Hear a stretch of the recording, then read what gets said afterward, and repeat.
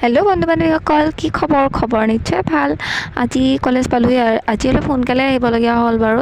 কৈ আছোঁ কিয় সোনকালে আহিলোঁ। আৰু এতিয়া সকলোৱে মিলি পেলাই সজাই আছে বাৰু।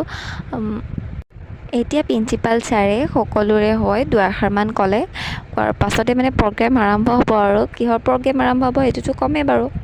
আহকচোন সকলোৱে মিলি অকণমান নাচ এটাকে উপভোগ কৰি লওঁ। অনুষ্ঠান শেষেই হ'ব হ'ল, কিন্তু আপোনালোকৰ কথাটো জনোৱাই হোৱা নাই।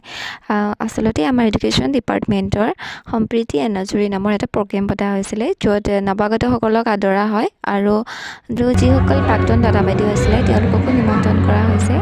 এনেকৈ আৰু সকলোৰে অনুৰোধত হেপী মেমে এটা বিহু নাছিলে আৰু